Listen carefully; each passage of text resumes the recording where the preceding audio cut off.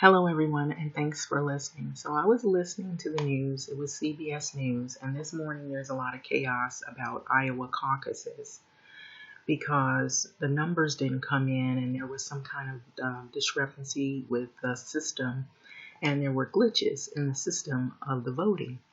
Now, I don't know, if anybody realizes, but Iowa was one of the states that President Trump won over, and that's what helped him. That was one of the states that helped him get elected.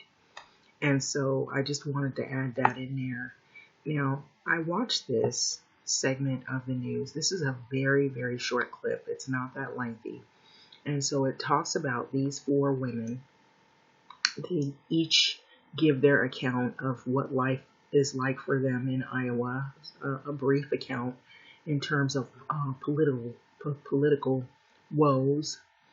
I would say it like that, having to anywhere to do with healthcare to economics to, just the rising prices of some of the products that they are farming out in Iowa. And so Iowa is a rural farm country.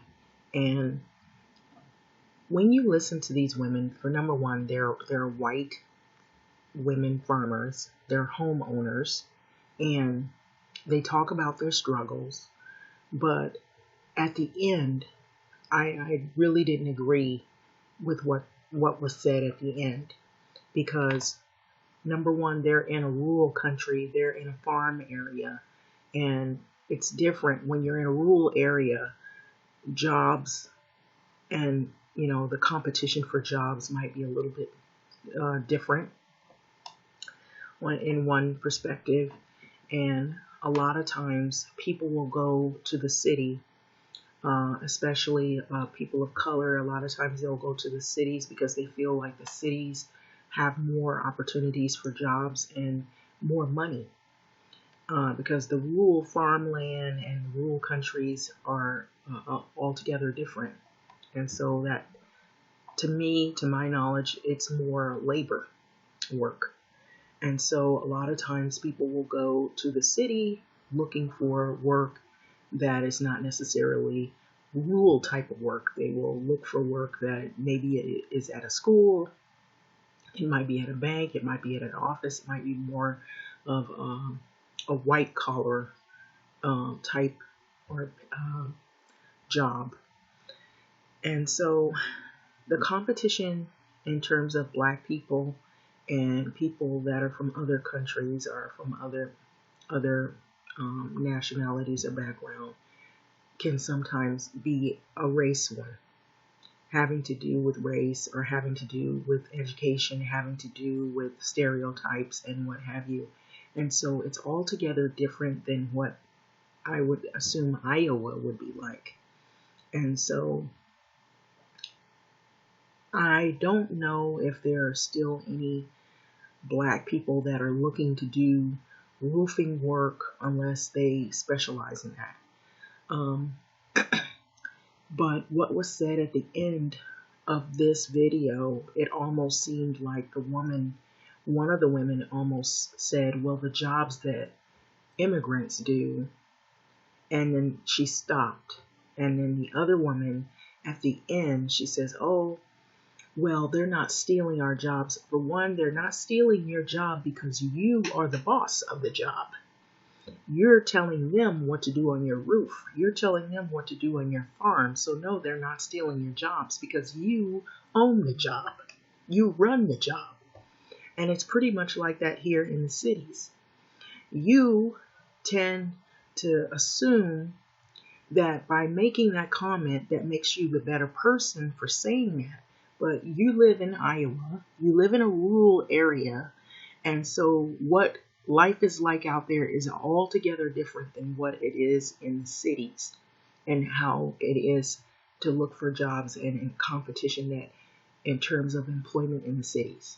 So you can't compare what life in the city is like with versus life in Iowa in rural country. So I'm going to play this clip because they showed this and aired this on CBS News last night. And I was, some of the things that the women talked about, I understood, like healthcare, the rising prices of some of the products that they're farming, the changes that they've seen, and hiring, great. If you hire somebody that is qualified to do a job, that's great. But when you hire people based on race, based on what their skin color is, but you don't say it, it's how you show it, that's altogether different. And that happens a lot here in the cities. And so I don't know what happens in Iowa, except that from what I'm hearing, it sounds like a lot of the people that you have working on your farm, or that you prefer working on your farm, I would say, from the way they sounded, is and I'm just going to be honest, sounds like they hire a lot of Latin and Mexican people to do the hard labor on their farm. And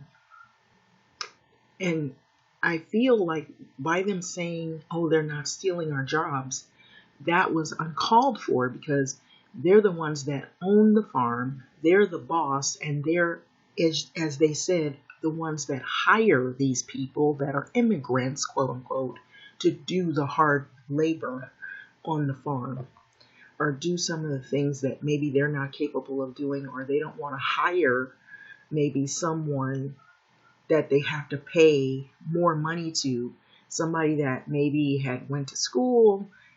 They may charge a lot more of a higher fee to do some of the roofing and some of the other things around the farm.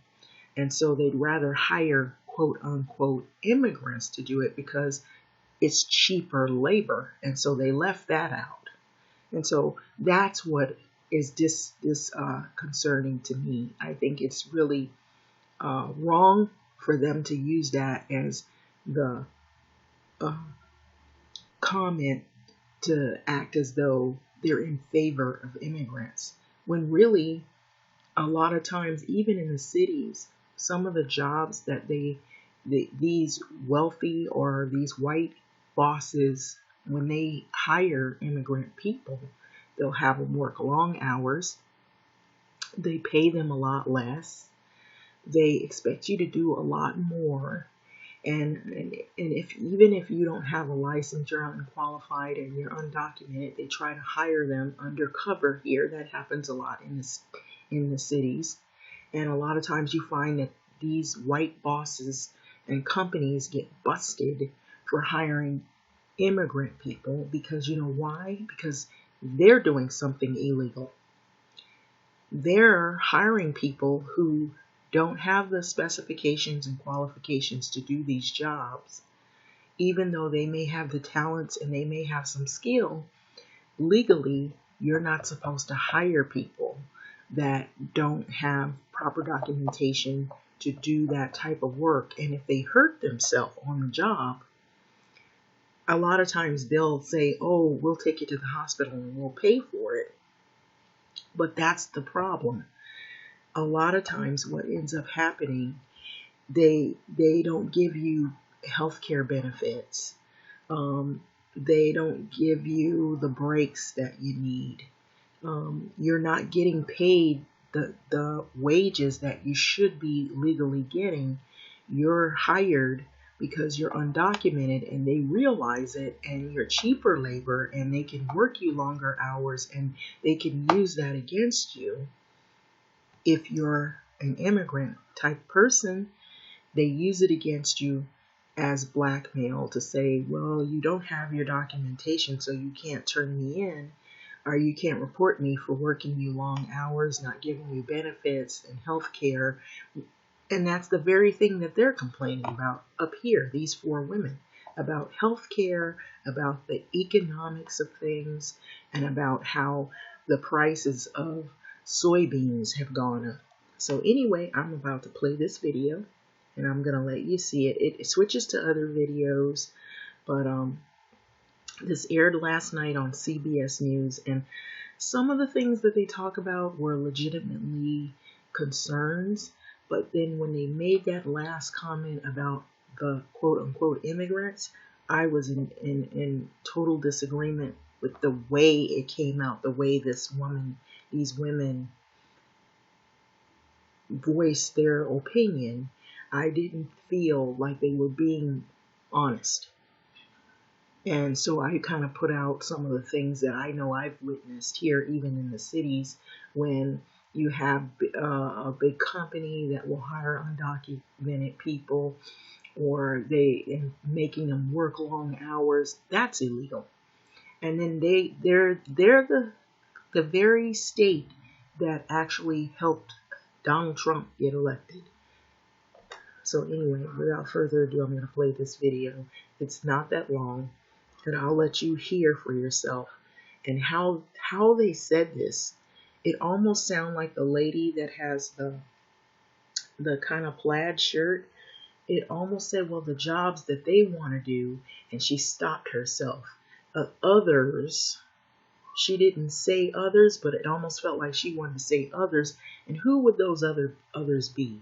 The jobs that the immigrants want to do, they're doing the job. It's because black folks won't get on your roof and beat nails in the roof and bloody up their fingers and work long hours and get treated like who knows what. And you don't have any benefits, no health care. But these women are worried about all of that for themselves. But the immigrants, quote unquote, they do the jobs that who else won't do? Who? You mean the black people who used to be back in the day slaves that used to do all that type of work for you? No, we won't do that. Because we know what kind of stuff you people, type of people, put us through. And so, no, we're looking for jobs that where we went to college, we got educated, and we want to be paid fair wages. We don't want to be worked long hours without breaks. We want to be able to get health benefits just like you do. We don't want to have to pay high prices for a lot of things and be made to feel that we're put under the gun because we don't make enough. And that's what's happening here in the cities with the rising rents. And who owns most of the properties? Most of the properties are owned by people like I'll stop myself. Anyway, I'm going to play this video without further ado.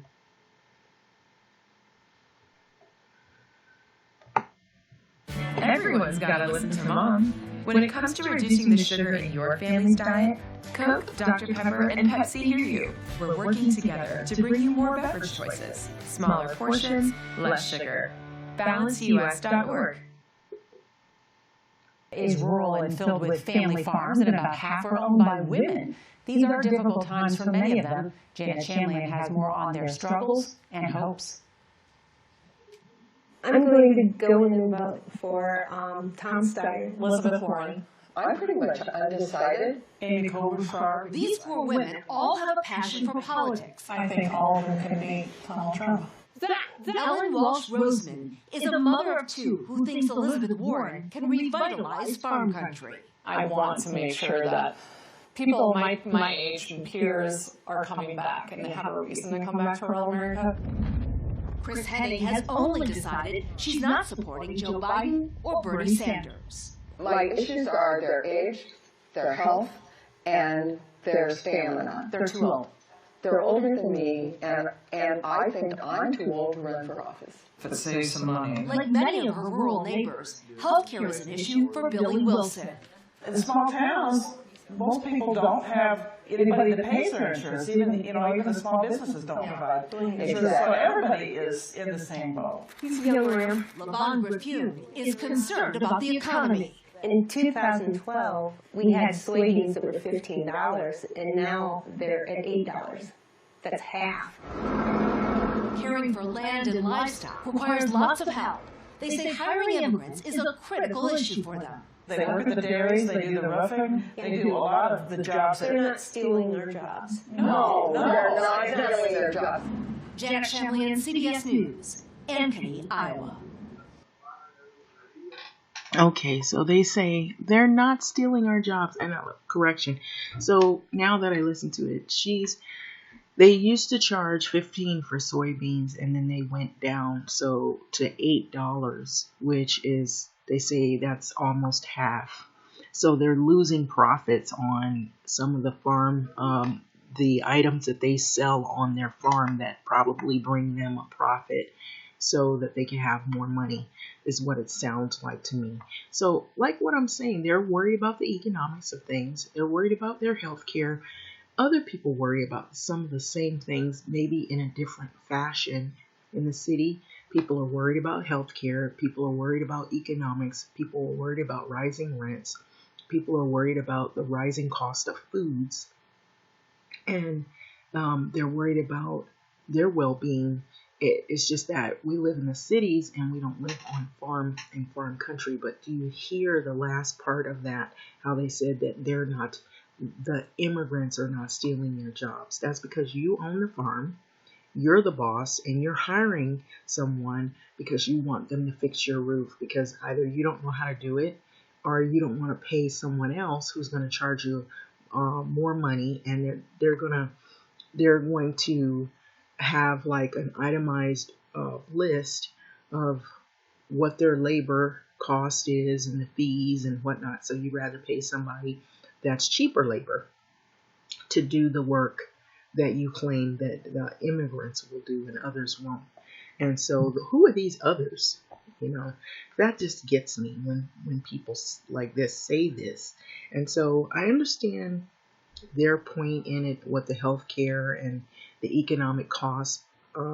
But to compare that statement of what she said at the end, that they're not stealing our jobs, I felt like that was not the right statement to make, because I've heard that more about the cities where there's more competition based on, educational skills, and set aside is race and stereotypes. We'll hire whites, we'll hire people who look like they're white, we'll hire the immigrants because they're cheaper labor, but we won't hire blacks because we got to pay them because they're American citizens, and we have to hire them fairly. And when it comes to black people, it tends to be that we get the short end of the stick. And it's like the elephant in the room when it comes to politics, when it comes to the black community. It almost feels, and I'll be honest about this, that one racial group will put two other groups that are oppressed against one another and try to compare the two. And mind you, Iowa was one of the states that actually helped Donald Trump become elected president. And so right now they're scrambling around all over the place trying to figure out how to get the numbers up, because the numbers weren't up earlier this morning because there was some discrepancy in their system of how to do the voting. And they were standing around, they tallied in the votes, and so you hear some of the comments that the women are making about who they would vote for and who they don't want to vote for. And see, now a lot of those people who voted for Trump, some of them are turning their back away from Trump now because of all of this stuff that has happened during the 4 years that he has been president. And in this impeachment trial, like I was saying, people thought he was going to be out of there. And they didn't even know that you have to go through an impeachment trial in order to actually get rid of a president. But notice it comes right at the end of his 4-year term. Right when they're about to make decisions if they're going to re-elect him or they're going to elect a new president. And so it just seems like it's perfect timing. And now what really feels uneasy is that they had all this discrepancy in Iowa, which was one of the main states that was able to get Trump into the office that he's in now and get him elected. And so this is the thing. You notice they go to those countries, those states rather, those rural states, which most of them have a higher percentage of white people, and they get their input They don't get the input of black community. They don't get the input of black poor people in the cities. They don't get the input of people who are working poor that are black in the cities. No, they go to rural countries and get all their feedback and input on how they feel about what is going on in the world. Their input is more important than what others are going through. And so I kind of will say this, I disagree with that last statement. I felt like it's really, really uncalled for, because those are the very people, when they say that hired undocumented immigrants. They work them long hours, which is illegal. And then they will pay them a lot less, and that's illegal. And if they followed the rules and did the right thing and paid them the right wages, then that would be legal, and then you could understand that. But their premise would be, oh, I don't have health care. Oh, I'm getting less this year, but I'll do what I can to help you out. It doesn't matter. If you can't pay the person the correct wages, if you want them working long hours to where they don't have a break legally, then you're doing something illegal. Just like they always want to say people are illegal. They're doing illegal things. I see some of the bosses of the people they say that are immigrants, they do illegal stuff by hiring people, and they really haven't hired them. They just find somebody that is desperate, and they know that you don't have your necessary papers, and they know that they can make you work long hours, that you can't report them to, you can't get workers' compensation, you can't report them to the Better Business Bureau, you can't report them or sue them for unfair treatment of not getting breaks and not getting fair wages, because for one, if you don't have proper documentation to be here, you're in fear that you might get deported. And with all these problems going on here in the States, and with all this stuff with this Trump administration, they know this. They, as white people that do this stuff, that make these comments, they know this. And so they think that other people are stupid and don't know.